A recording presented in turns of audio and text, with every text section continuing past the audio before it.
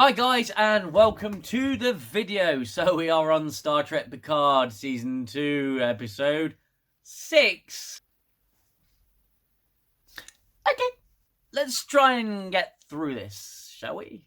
To be fair, the episode wasn't too bad. It was okay, again, directed by Jonathan Frakes. So there was a couple of what the fuck moments, as you come to expect from Star Trek Picard and new Star Trek in general, I guess. There's some moments, and I did film them, so I can share in the sadness, the woe of watching this show. Unexpected rhyme. I apologise if I sound a little weird, coming down with a cold again. Kids, they just spread everything, don't they? So the episode opens and we see Picard laying on the floor, blood coming out of his mouth. Clearly something has gone wrong.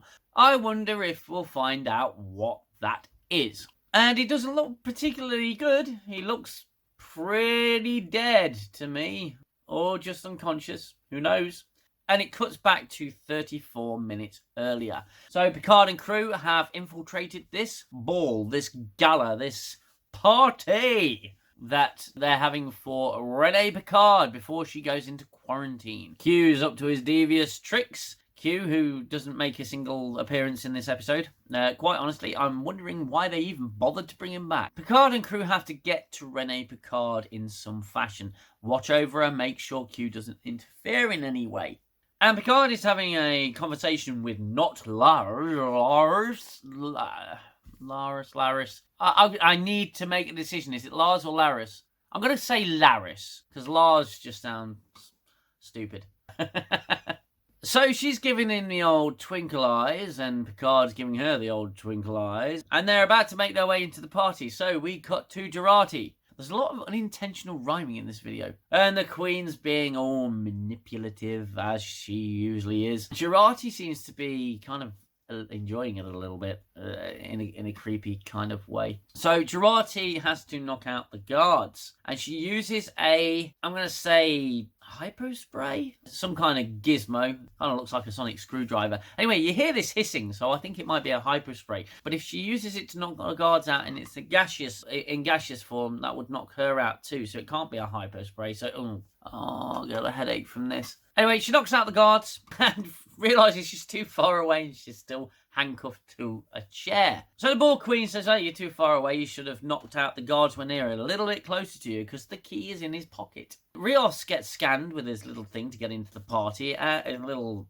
bracelet ID, whatever it is. He gets denied. And the guard says, you don't look like a 60-year-old neurosurgeon. And he goes, well, there must be some kind of mistake. Scan again. Jurati obviously can't get to the computer to put their IDs in.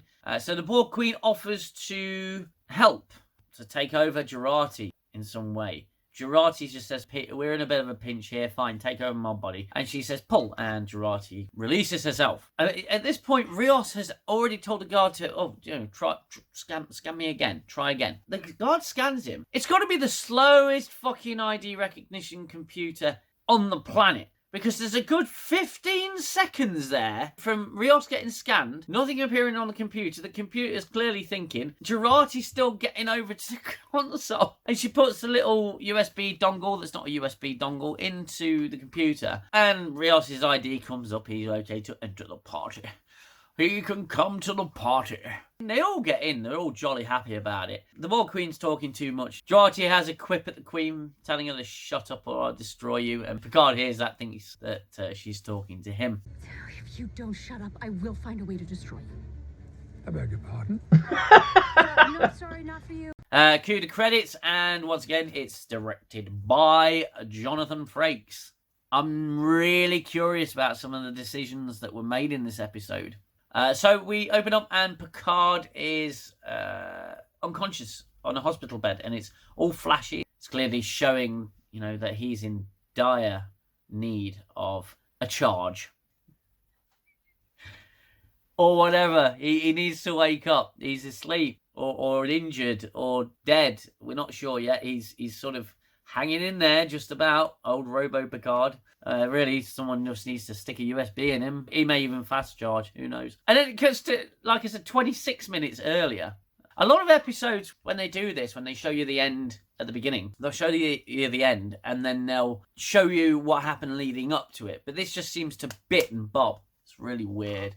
Raffi and Seven are at the party, watching over Renee Picard. The Watcher, who is not Laris, says that she's lonely, and Picard goes, well, you must be lonely. It's a very lonely life. And she says, well, I've been watching over Renee for 26 years or whatever it is. And Picard goes, yes, but who's been watching over you?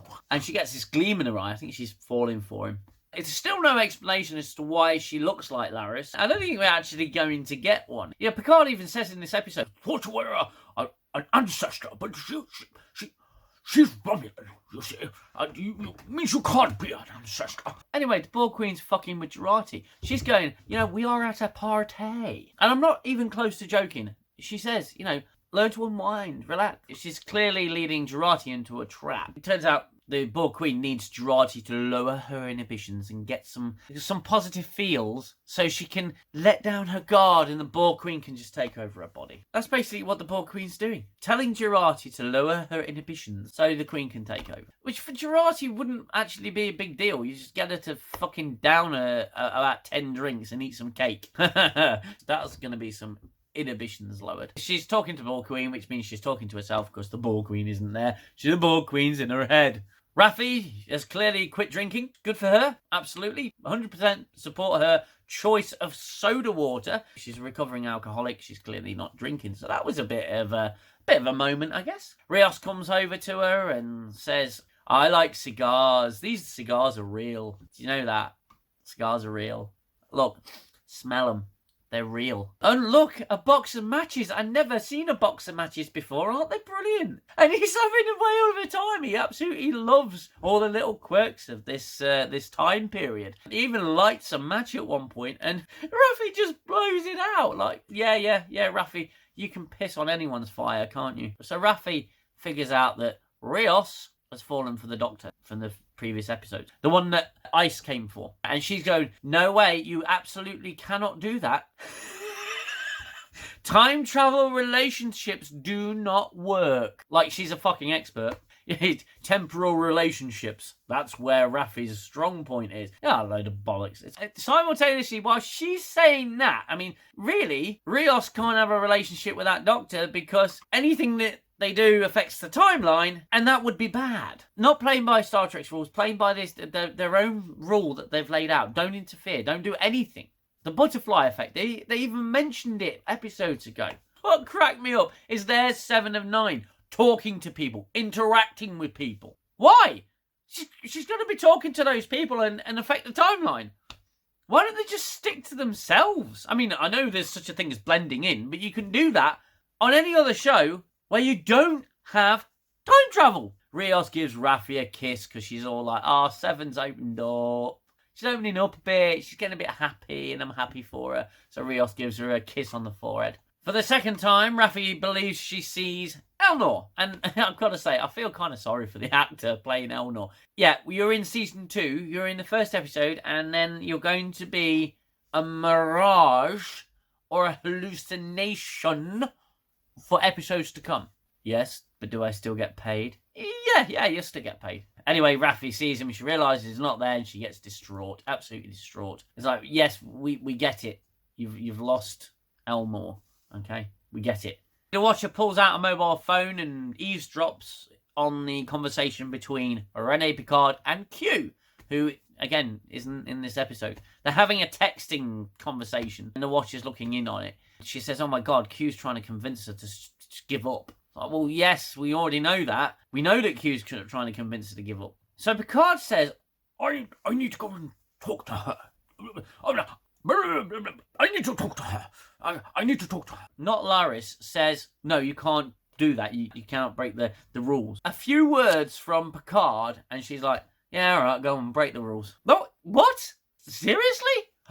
Fucking hell. Anyway, Jurati's unwinding. She kisses Rios at some point, which is really slimy and awkward. Because the Borg Queen has obviously possessed her again and pulled Rios in. Borg Queen really needs to get Agnes to unwind. So kissing her ex-boyfriend is a great way to unwind, apparently. Rios is like, what the fuck was that?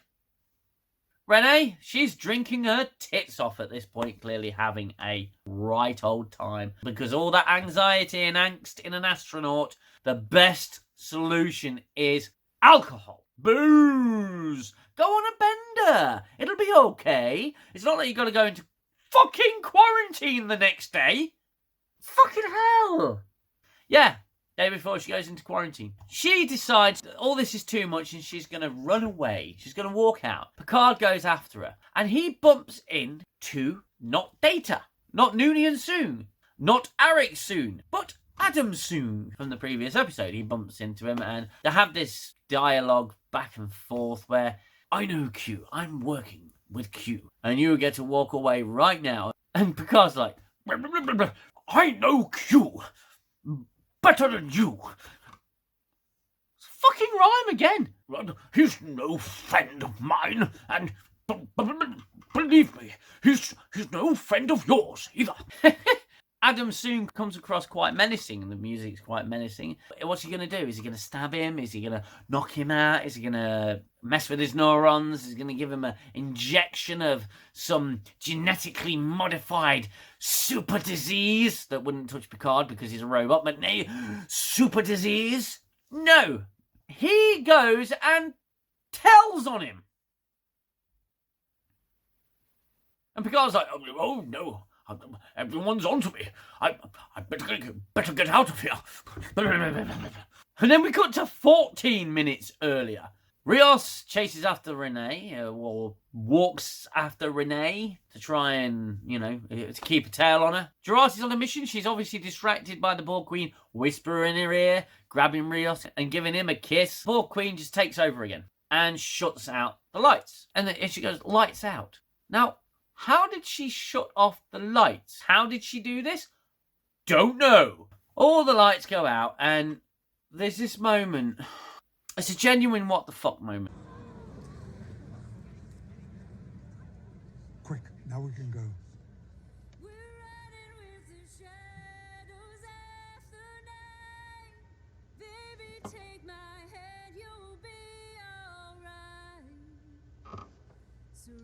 Okay, she can sing, if that's her.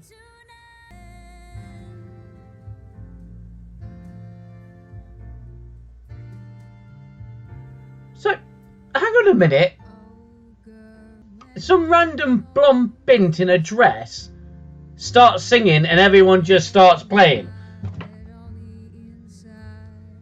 The fuck am I watching?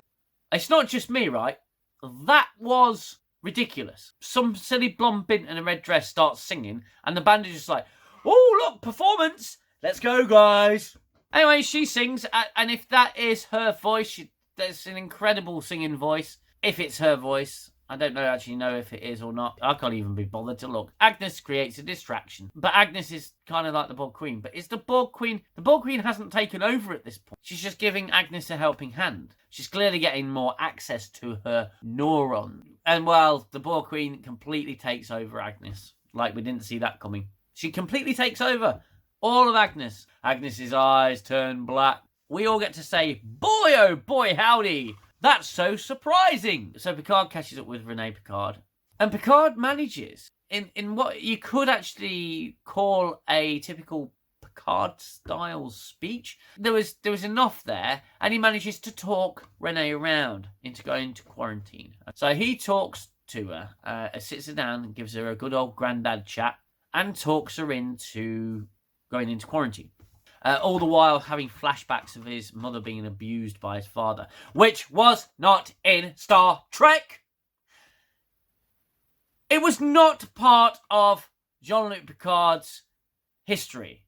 Okay? He didn't have an abusive father. He had a strict father. And his father was not abusive to his wife. None of that happened. But because it happened to Patrick Stewart, it's got to happen to Picard. It's bullshit.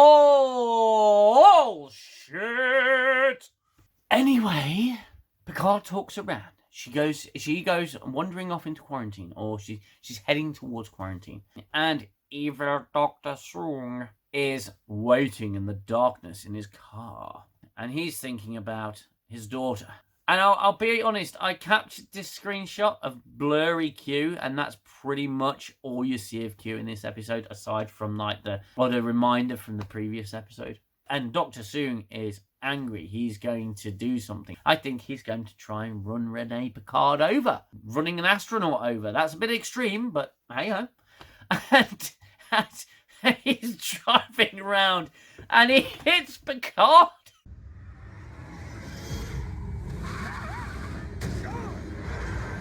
Ouch!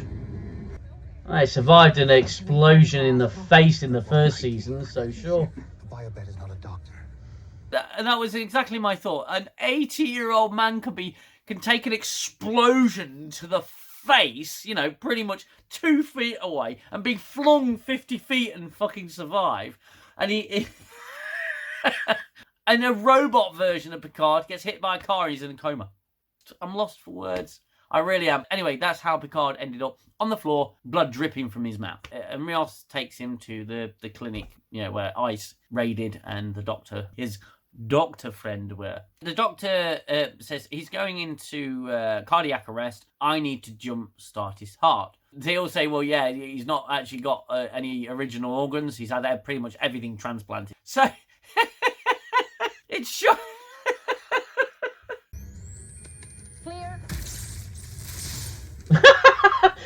Don't try and shock the robot.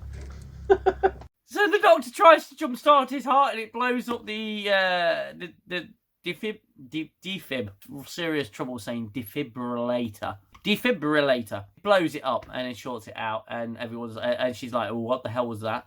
So we cut to Dr. Evil's secret volcano lair. Okay, Scott. His daughter Corey is sitting there listening to some music or something. He comes home drunk. I tried, I failed. You were my life's work. And she goes, Dad, you're scaring me. And he goes, but I tried to save you. And you're my last chance and everything. And she's like, well, what the fucking hell are you talking about? He staggers out, absolutely pissed out his face. Cuts back to the hospital. Picard, still unconscious, but not dead. He's still alive. He's still got some reserve battery power. The doctor says he's alive, but he's unconscious. I don't know what's going on. Not Laris says, well, that's not good enough. Her Irish accent is really creeping through in this. She's not able to maintain an American accent, so the Irish is coming out. You hear it. It's very subtle, but it's there. Dr. Person is pissed off with Chris Rios. About the only good thing in Picard is Rios. I've already said this in my other video. Corey Evil is going around Dr. Evil's secret volcano lair. She's going through his computer records. She figures out that he's a mad scientist who's been experimenting on people. He has done this with loads of kids. So whether or not he's growing them in a petri dish or whether he's kidnapping children, experimenting on children. Either way, it's really nefarious, and he's got all these test subjects, and they've all died because he was unable to fix them genetically. So he's a mad scientist type. And she's like shocked and horrified. He says in these video logs that Corey is basically the last one. He's not doing it anymore. It's his last attempt. Comes back to Picard. He's still in a coma. Lazy git. Laris pulls out her tricorder pen. It looks like a pen, doesn't it? I mean, it does. It looks like a pen. She's pulling out a pen. It's flashing, and we're getting flashbacks of Picard as a little boy, seeing his mother being terrorized by his father, which didn't happen. Jean-Luc, look up at the stars. You have to get me out. Jean-Luc, please. The hell was that? I suppose we'll find out. It could be some kind of alien. It's a very quick flash. She's drawing on his head at this point because there's nothing better to do. And she's going, well, I think this problem is mental. What if this is mental? All of his vital signs appear. I think this whole show's mental, to be fair. And she says, I've got to go into his mind and try and figure it out. Maybe I can pull him out using my neuro-optic interceptor. Neuroloptic intercept. Neuroloptic interceptor. Jury-rigged mind meld. Neuroloptic. his mind, I can hack into whatever. So guess what the next episode's going to be? It's going to be Laris in Jean-Luc Picard's mind, trying to figure out what's wrong with him to wake him up, which has been done 1,000 times before in Star Trek. And simultaneously, you've got the Borg Queen taking over Jurati. There's a lot of mental stuff in this episode. It's all mental. As I said in that clip, yeah, I think this show's fucking mental. The story's mental. She's going to go into Picard's mind using a sonic screwdriver pen or whatever it is. Fine. Why not? Burrow into his psyche. I mean, what could go wrong? Oh my god, she's such a fucking child! Obviously. Oh. God, I really don't like the character of Raffi. She's like a petulant child, isn't she? And we need Picard awake to do that. Yeah, shut up, Raffi. And the episode ends with Jurati walking through the streets, barefooted, on the road of LA. But it's not Jurati, it's the Borg Queen. So, yeah, that's how things are going to get worse. So the next episode will probably be a deep delve into Picard's consciousness or subconscious. We're going to finally see in what way they retconned Picard's dad being abusive to his mother, which didn't fucking happen. But hey-ho, that's the end of the episode. There is no more. I got asked a question by one of my subscribers if I watch the previews for the next episode. I do not. I like to go in with no idea of what's going on. I even stay off things like social media groups during the day so I don't get any hint. So I can go into it fresh and with no prejudgments on things that I would find out happened in the episode. So that's it. That's Star Trek Picard, Season 2, Episode 6. Oh, God, it was terrible. There are also massive holes in the story. Quite honestly, I don't know where this season's going. Now, obviously, we're not going to know where it's going particularly. It's only Episode 6, but that's kind of my point. It's Episode 6, and so far, what's happened? We had a normal-ish Star Trek episode at the beginning. Then Q came in and everything changed. We went to bad future timeline and we went back in time. And what? We found out what the pivotal moment in history that was changed. What else is there? It's 6 episodes of this bullcrap. We found out relatively little. The rest is just filler. They're dragging it out so much. I'll tell you something. This story, like I've said before, this story could be told in a 2-parter of any of the other 5 classic Trek shows, you know? The original series, Next Gen, DS9, Voyager, Enterprise. That would be a 2-parter, sometimes even a 3-parter. But 6 episodes in, and barely anything has happened, really. There's been no progression. Half an episode spent on a freaking gala. And what's happening? Jurati is getting overtaken by the Borg Queen, which we knew fucking 4 episodes ago would happen. The first episode set up Picard having this dramatic past, as every fucking character in Nutrek's got to have a dramatic past. Picard's had a tragic past, or something that happened to him, to his mother, you know, because his mother was being abused. We're still on it 6 episodes later. It doesn't make any sense. Why on earth does it take us 6 episodes to get here? I knew from where we left off in the previous episode that this one would be pretty drab. And it had a few chuckle moments. I did laugh. By the end of the episode, I was thinking, we are no further along, really, are we? You know, Renee Picard's in quarantine. When Picard got hit by the car, and he was sent into a coma. What happened to Renee Picard? Because she was obviously pushed aside. This old man's taken a hit by a car. Could be dead. How did Renee Picard... How does she end up in quarantine? Because he's just said later in the episode, oh, she ends up in quarantine. How? How did she get from being nearly hit by a car to going into quarantine for a mission? Why wasn't there an investigation? Why didn't she go to the authorities and or someone and say, this old man's just been knocked down by a car? No, just cuts away, and she clearly just wanders off and gets ready for the mission.